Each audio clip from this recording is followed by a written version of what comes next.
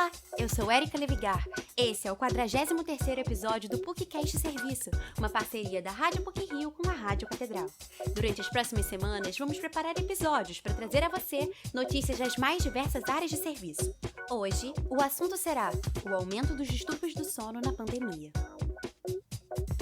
O isolamento social consequente da pandemia da Covid-19 impactou a vida cotidiana em diversos aspectos. Os hábitos de sono foram um deles.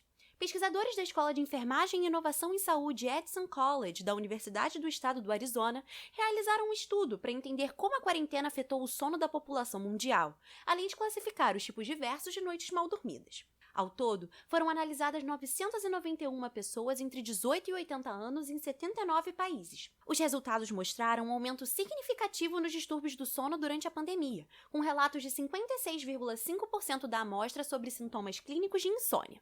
As mudanças do sono relatadas pelos entrevistados foram agrupadas em 4 perfis. O sono atrasado, presente em pessoas que passaram a dormir mais tarde, mas não alteraram a duração do seu sono. O sono perdido ou fragmentado, observado em pessoas que dormem mais tarde e possuem um menor tempo de repouso. Os oportunistas do sono, aqueles que apresentam um período de sono mais longo que os outros perfis.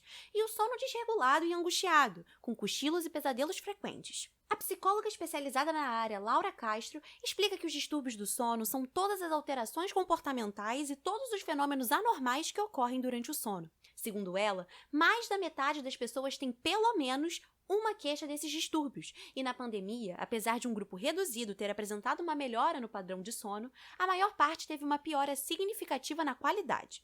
A doutora afirma que o agravamento desses problemas se deve, principalmente, às alterações na rotina diária impostas pelo isolamento social. Aconteceram 2 cenários na pandemia. De um lado, tem as pessoas que tiveram uma melhora, na verdade, no padrão de sono, e pessoas que tiveram uma piora no padrão de sono. Então, associados à piora no padrão de sono, que representa um pouco mais as pessoas, tem a ver com as alterações do ritmo que aconteceram, que a pandemia impôs, né? Esse isolamento, a gente está menos exposto à luz do sol, a gente está andando mesmo, gastando menos energia, e isso tudo está interferindo, então, mudando aí o padrão de sono, interferindo com o nosso relógio, com as horas com que a gente faz as nossas refeições, com que a gente controla todas as nossas atividades, então isso que tem impactado principalmente. Assim, outra coisa é que a gente está comendo fora de hora também ganhando uns quilos, muita gente engordou e isso também se associa mais a alterações de sono. Ronco, principalmente, então, e também aí a gente vendo mais pesadelos, né, relacionados aí principalmente com a metabolização de tudo isso que é difícil, né, que a pandemia trouxe. A psicóloga pontua que os distúrbios do sono podem ter efeitos sobre a mente e o corpo, que se manifestam a curto, médio e longo prazo. Segundo Laura, alterações no humor, desenvolvimento de transtornos mentais, surgimento de doenças endócrinas e aumento de peso são algumas das consequências da manutenção de uma má rotina de sono. Por exemplo, as alterações que a gente está vendo que são agudas com a pandemia, elas têm uma consequência imediata para a gente no dia seguinte, que são as alterações de humor, que são as alterações no nosso nível de concentração, na nossa capacidade da gente se manter alerta. Essa mudança do ritmo também traz mais sonolência, traz esse desajuste temporal aí das coisas. E a médio e longo prazo isso pode se associar a quadros mais graves de ansiedade e depressão. Por outro lado, então, outras alterações têm a ver com o ganho de peso, por exemplo, porque quando a gente está dormindo pouco, a gente tem vontade de se alimentar mais de alimento rico em gordura. Isso a médio e longo prazo se associa com doenças mais metabólicas e endócrinas. Então, essa fragmentação do sono também, não está dormindo o suficiente, aumenta a pressão arterial. Aí o aumento da pressão arterial se associa com uma sobrecarga no coração. A estudante de direito Júlia Lobo vive as consequências de uma rotina de sono desregulada.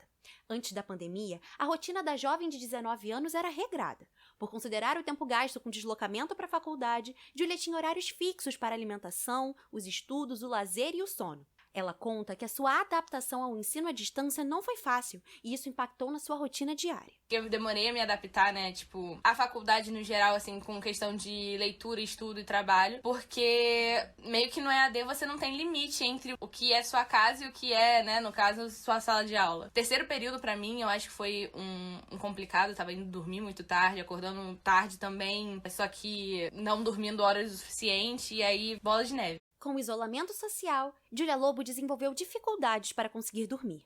Apesar da possibilidade de prolongar o seu tempo de repouso, a estudante conta que não se sente descansada e que a sua má rotina de sono afeta a sua concentração, eleva o seu nível de ansiedade e provoca alterações em seu humor. Começa com sono e depois eu já fico assim, ansiosa para as coisas passarem logo, acabar logo pra eu poder fazer alguma outras coisas, parecer a cabeça.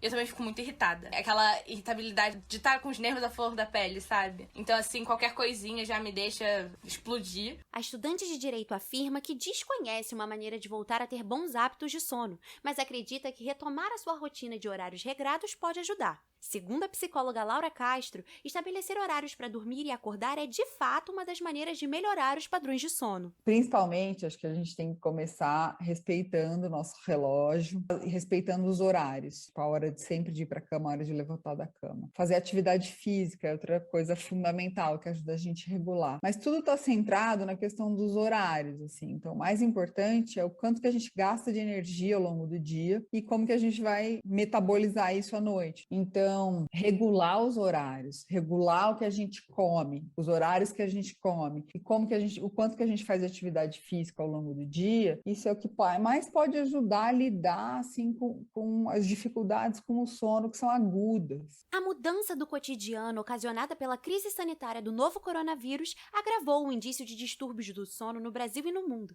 mas esse cenário não é irreversível.